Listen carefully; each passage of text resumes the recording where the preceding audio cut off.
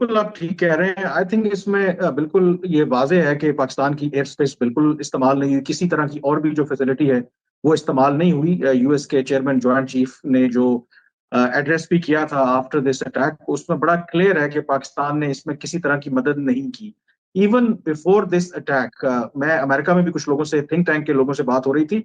Even American understand के बावजूद इसके कि हमारे जो ट्रम्प के साथ एक ओपनिंग हुई है, फील्ड मार्शल मिले हैं, लेकिन वो पाकिस्तान की कंस्ट्रेंट्स को भी जानते हैं। उनको अच्छी तरह से पता है, जब उन्होंने कहा कि पाकिस्तान ईरान को बहुत बेहतर तरीके से जानता है, तो वो आई एम श्योर कि जो हमारी साइड है उन्होंने ये ब्रीफ किया होगा कि ये हमारे लिए मुमकिन नहीं है। हम 950 किलोमीटर बॉर्डर शेयर करते हैं, फिर हमारे उनके साथ हिस्टोरिक एक रिलीजियस पॉलिटिकल रिलेशनशिप है, और पाकिस्तान के लिए ये मुमकिन नहीं है। हम रोल वही प्ले कर सकते हैं जो माजी में होता था, कि एज अ पीस मेकर के तौर पर, और उसकी बेहतरीन मिसाल हमारे सामने मौजूद है। पता नहीं लोग इस तरह से क्यों करते हैं। देखें, 2015 में जब सऊदी अरब ने हमसे रिक्वेस्ट की थी, और सऊदी अरब के पाकिस्तान के ऊपर बहुत से एहसानात हैं, उनके साथ तो हमारा एक पुराना एक दिफाई मुआहदा भी है कि यमन में हम अपनी फौज उतारें, भेजें, लेकिन पाकिस्तान ने इनकार कर दिया। वजह उसकी यही थी कि पाकिस्तान को अंदाजा था, और पाकिस्तान और बाद में सऊदीज ने शायद उस पोजीशन को अंडरस्टैंड भी किया, और पाकिस्तान का वो फैसला दुरुस्त था। तो पाकिस्तान कभी भी ये नहीं चाहता, पाकिस्तान की पॉलिसी नहीं है कि हम ईरान के खिलाफ कोई ऐसा जो इत्तेहाद या महाज है उसमें वो शामिल हुई है। तो और इसमें जो आई थिंक जो इम्पोर्टेंट बात है, दो तरह के लोग आपको नजर आएंगे जो तनकीद कर रहे हैं।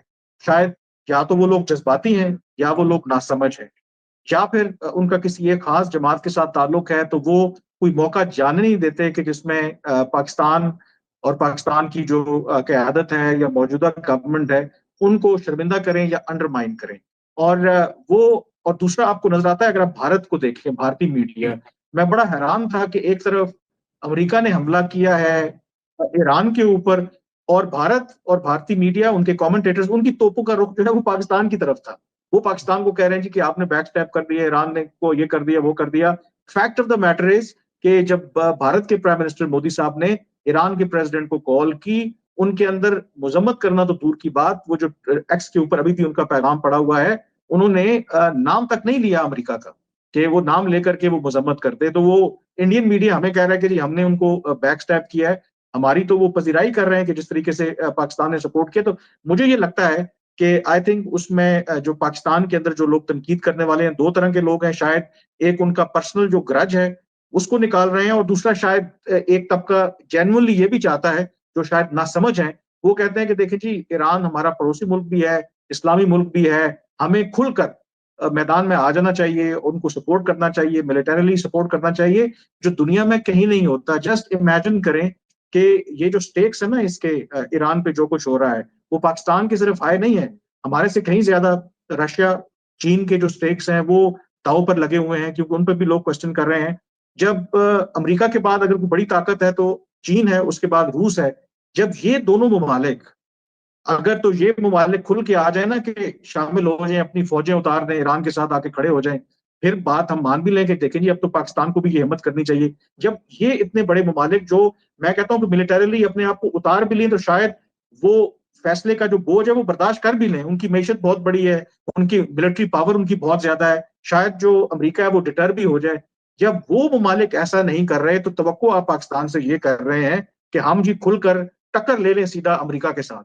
और मेरा ख्याल है कि शायद उसमें पर्पस लोगों का यही है कि जो ऑब्जेक्टिव अदरवाइज उनका अचीव नहीं हो रहा, कि हम कोई ऐसा ब्लंडर, ऐसी गलती करें कि अमेरिका के साथ टक्कर लें, और फिर जो हम अपने आप को बचाने की कोशिश कर रहे हैं उसमें सब कुछ चला जाए। और एक मैं क्विक ये जरूर कहूंगा कि इस वक्त आई थिंक जिस जो दुनिया में एक ग्लोबल ये जो ऑर्डर तब्दील हो रहा है, ये डिसऑर्डर है, उसमें वो मुल्क जिसके पास हार्ड पावर है वो कामयाब होगा। और हमारी लड़ाई अमेरिका के साथ नहीं है, हमारी लड़ाई अभी भी प्रिंसिपली हम फलस्तीनियों के साथ खड़े हैं, मुस्लिम जो सारी सपोर्ट करते हैं, बट इसराइल के साथ भी हमारी उस तरीके से डायरेक्ट लड़ाई नहीं है।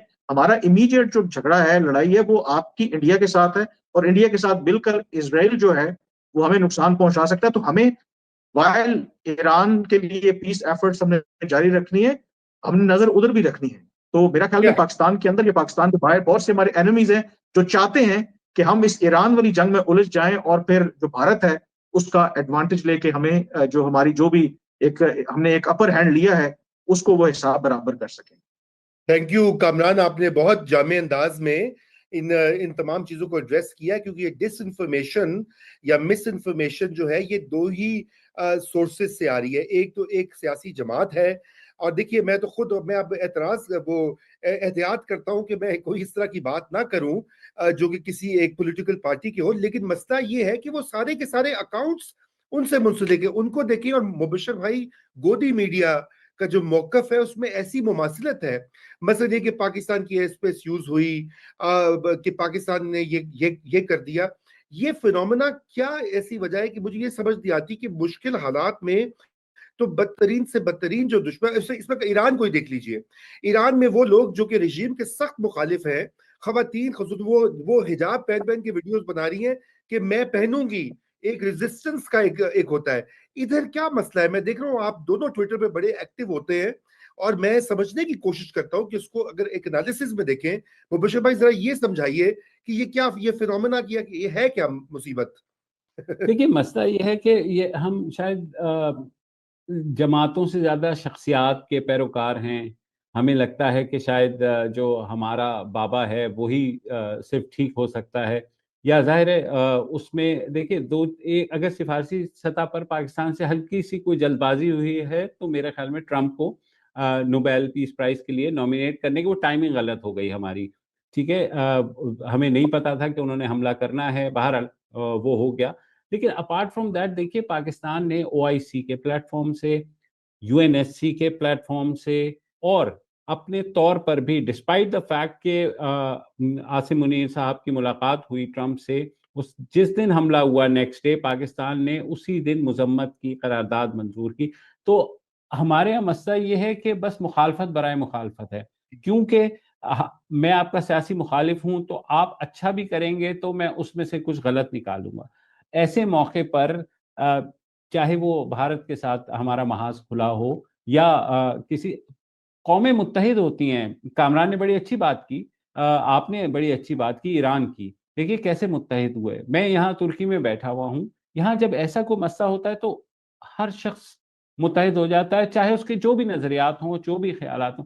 हमारे मुल्क की बदकिस्मती ये है कि हम आपस में ही एक दूसरे के खिलाफ जो है ना, एक दूसरे पे बहुतान तराशी शुरू कर देते हैं, गद्दार कहना शुरू कर देते हैं, और तो हमें आप पे लिफाफे का इल्जाम मैंने कोई 3-4 बार आज देखा है, और जी वो खैर आप बिल्कुल। मजाक में उसको उड़ाते हैं, नहीं, लेकिन ये वो आपको तो तुर्की पता में ही है, मतलब वो मैं लेता हूँ लेकिन वो बताने वाली बातें नहीं होती, जाहिर है आप तो लिफाफे बस क्या करें। देखिए, लेकिन मसला ये कि लोगों को हमें बहसे साफ ही एजुकेट भी करना चाहिए, और मैं कोशिश करता हूँ कि ठीक है, तंज और जवाब अपनी जगह है, लेकिन कम से कम जिस तरह कामरान को मैंने अक्सर देखा है, या आपको देखा है कि आप समझाते भी हैं साथ साथ। आप कामरान बहुत माहिर है अपनी फील्ड के अंदर, आपका एक खासा तजर्बा है।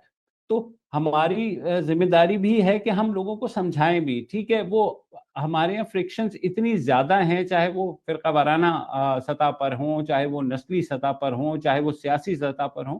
हमें उस चीज को एक जोड़कर मुल्क को एक कौम बनाना है ताकि एक आवाज आए। लेकिन स्टिल भारत के खिलाफ महाज खोलने से लेके आज तक बहुत बेहतर तरीके से हमने अपनी सिफारतकारी की है, और मुझे कहने में कोई आर नहीं है कि शायद कुछ लोगों को अकल आ गई है कि सिविलियंस अगर सामने रखे जाएं तो चीजें बेहतर तरीके से हल हो सकती हैं।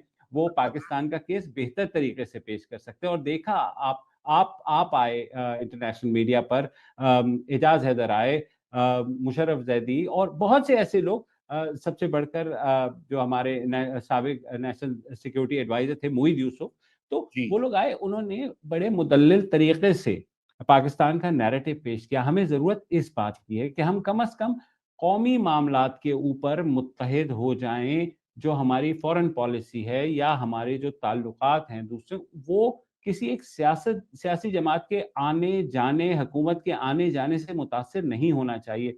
ये हमारी सियासी जमातों के जो रहनुमा हैं उनको ये समझना होगा कि वो आते ही दूसरे के खिलाफ जो है वो उसे गद्दार हो गया या मुल्क बेच दिया या आपने ये इस तरह की बातें, ये बहुत बचकाना है। और आजकल का दौर में इंफॉर्मेशन इतनी तेजी से बाहर आती है कि आपका प्रोपेगेंडा जो है वो ख़त्म हो जाता है एक लम्हे में। अब इस वक़्त जो प्रोपेगेंडा हमारे अपने मुल्क के खिलाफ किया जा रहा है, मुल्क के अंदर से किया जा रहा है कि भई जैसे कामरान ने कहा कि हमने बेस दे दी और ये कर दिया और बेसिस हो गई और अब हम हमला भी करवा देंगे, हम ये कमिटमेंट कराएँ।